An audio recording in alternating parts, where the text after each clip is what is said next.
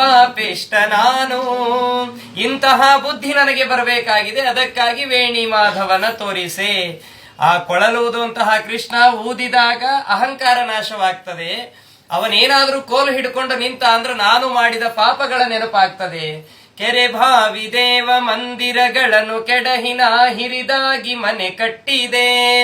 ನೆರೆ ನಡೆವ ಮಾರ್ಗದ ಅರವಟ್ಟಿಗೆಗಳನ್ನು ಥರಥರದಿ ಬಿಚ್ಚಿ ತೆಗೆದೆ. ಪರಮ ಸಂಭ್ರಮದಿಂದ ಅರಳೆಯ ಮರ ಕಡೆಸಿ ಕೊರೆಸಿ ಬಾಗಿಲ ಮಾಡಿದೆ. ವರ ಮಂದಿರವ ಬಿಡಿಸಿ ಹರುಷ ಚಿತ್ರವ ಬರೆಸಿ ಪರಿಪರಿಯ ಸೌಖ್ಯ ಸುರಿದೆ. ಮೆರೆದೆ ಸಿರಿರವಣ ತವ ಚರಣ ದೊರಕುವುದು ಹ್ಯಾಂಗಿನ್ನು ಪರಮ ಪಾಪಿಷ್ಟ ನಾನು. ಅವ ಏನಾದ್ರೂ ಕೊಳಲೂದಿದ್ರೆ ನನ್ನ ಅಹಂಕಾರ ಕಡಿಮೆ ಆಗ್ತಿದೆ, ಕೋಗಿಲೆಯ ಅಹಂಕಾರ ಕಡಿಮೆ ಆದಂತೆ. ಒಂದು ವೇಳೆ ಆ ಕೊಳಲನ್ನೇ ಕೋಲನ್ನಾಗಿ ಮಾಡಿಕೊಂಡಾದ್ರೆ ನನ್ನ ತಪ್ಪುಗಳು ನೆನಪಾಗ್ತವೆ. ಅದಕ್ಕಾಗಿ ವೇಣಿ ಮಾಧವನ ತೋರಿಸೆ ಅಂತ ದಾಸರಂತಾರೆ. ಬಂದೇನೆ ಬಹಳ ದೂರದಿ ಭವಸಾಗರ ತರಣಿ ನಿಂದೇನೆ ನಿನ್ನ ತೀರದಿ.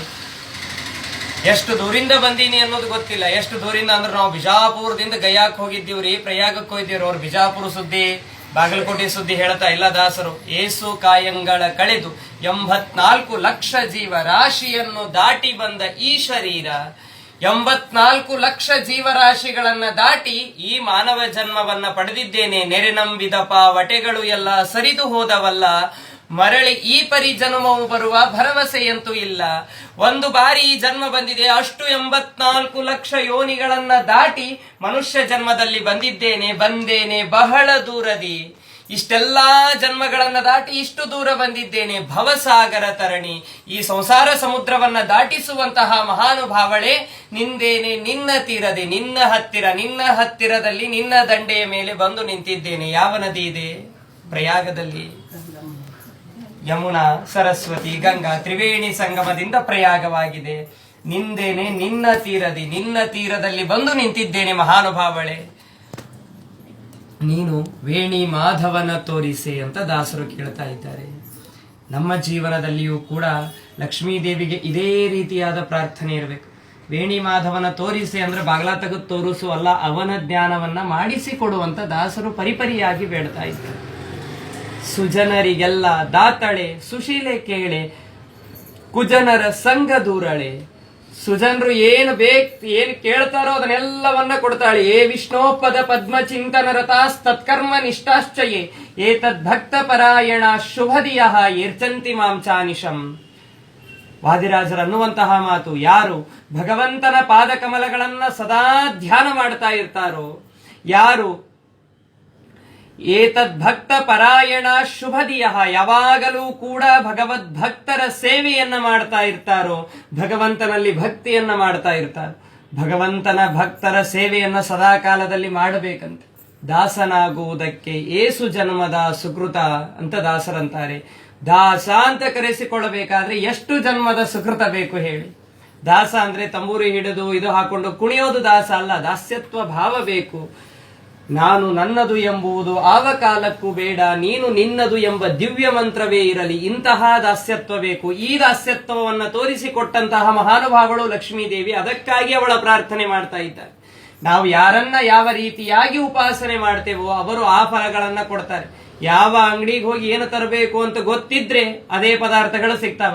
ಕಿರಾಣಿ ಸ್ಟೋರಿಗೆ ಹೋಗಿ ಸಕ್ಕರೆಯೋ ಹಿಟ್ಟೋ ಪಟ್ಟೋ ಏನು ಬೇಕೋ ಅದನ್ನೇ ತರಬೇಕು. ಅಲ್ಲಿ ಹೋಗಿ 2 ಜೋಡಿ ಚಪ್ಪಲ್ ತರಬಾರ್ದು. ಬಾಟಾ ಅಂಗಡಿಗೆ ಹೋಗಿ 1 ಕಿಲೋ ಎಣ್ಣೆ ಕೇಳಬಾರ್ದು. ಈ ಪರಿಸ್ಥಿತಿ ನಮ್ಮದಾಗಬಾರ್ದು. ಅದಕ್ಕೆ ಲಕ್ಷ್ಮೀದೇವಿ ಎಲ್ಲವನ್ನ ತುಂಬಿಕೊಂಡಂತಹ ಮಹಾನುಭಾವಗಳು. ಕೈ ಹಿಡಿದರೆ ಲಕ್ಷ್ಮೀದೇವಿಯ ಕೈ ಹಿಡಿತೇವೆ ಅನ್ನಬೇಕು. ಅಡ್ಡಾಡೋ ಲಕ್ಷ್ಮೀದೇವಿ ಇರುತ್ತಲ್ಲ, ಆ ಲಕ್ಷ್ಮೀದೇವಿ. ಆ ಲಕ್ಷ್ಮೀದೇವಿಯ ಕೈಯನ್ನ ಹಿಡಿದರೆ ಎಲ್ಲವೂ ಕೂಡ ಸಿಗುತ್ತದೆ. ಆ ನಿಟ್ಟಿನಲ್ಲಿ ದಾಸರು ಕೇಳ್ತಾ ಇದ್ದಾರೆ, ತತ್ಕರ್ಮ ನಿಷ್ಠಾಶ್ಚಯೇ, ಭಗವದ್ ಭಕ್ತರ ಸೇವೆಯನ್ನು ಮಾಡಬೇಕು. ವಿಜಯದಾಸರಂತಹ ಮಹಾನುಭಾವರಂತಾರೆ, ಏನು ನಿನ್ನ ದಾಸರ ದಾಸ್ಯವ ಕೊಡೋ ಸಾಕೆಂದರೆ ಇದನಾದರೂ ಕೊಡದಿದ್ದರೆ ನಿನ್ನ ಪದಕಮಲವ ನಂಬಿ ಭಜಿಸುವುದೆಂತು. ನನಗೆ ನಿನ್ನ ದಾಸ್ಯತ್ವ ಏನು ಬೇಕಾಗಿಲ್ಲ. ನೀನು ತಗೊಂಡು ಏನ್ ಮಾಡ್ಲಿ ನಾನು? ನನಗೆ ನಿನ್ನ ದಾಸ್ಯತ್ವ ಬೇಕಾಗಿಲ್ಲ. ನಿನ್ನ ದಾಸರ ದಾಸ್ಯವ ಕೊಡು ಅಂತ ಕೇಳ್ಕೊಳ್ತಾರೆ. ಅದಕ್ಕೆ ವಿಜಯದಾಸರು ಇನ್ನೊಂದು ಕಡೆ ಅನ್ನೋದಾಗೇನೆ, ನಿನ್ನ ದರ್ಶನಕ್ಕೆ ಬಂದವ, ನಾನೇನು ನಿನ್ನ ದರ್ಶನಕ್ಕೆ ಬಂದವನಲ್ಲೇ ಅಲ್ಲ, ಪುಣ್ಯವಂತರ ದಿವ್ಯ ಚರಣ ನೋಡಲು ಬಂದೆ. ಎಷ್ಟೋ ಜನ ಪುಣ್ಯವಂತರು ಬಂದಾರಲ್ಲ, ದಾಸರು ಬಂದಾರಲ್ಲ, ಅವರ ದಾಸನಾಗಲಿಕ್ಕೆ ನಾನು ಬಂದಿದ್ದೇನೆ.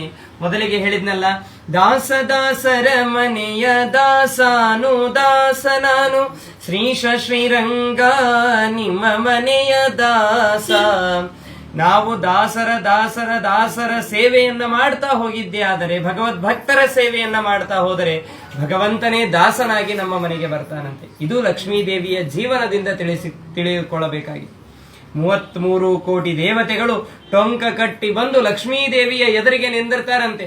ವೈಕುಂಠದ ಸೇವೆಯನ್ನ ಮಾಡ್ತೇವೆ, ಅನಂತಾಸನದ ಸೇವೆಯನ್ನ ಮಾಡ್ತೇವೆ, ಯಾವ ಶ್ವೇತದ್ವೀಪದ ಸೇವೆಯನ್ನ ಮಾಡ್ತೇವೆ ಅಂತ ಯಾವ ದೇವತೆಗಳಿಗೂ ಲಕ್ಷ್ಮೀದೇವಿ ಬಿಡೋದಿಲ್ಲ. ಎಲ್ಲವನ್ನ ತಾನೇ ಮಾಡ್ತಾಳೆ. ಕೋಟಿ ಕೋಟಿ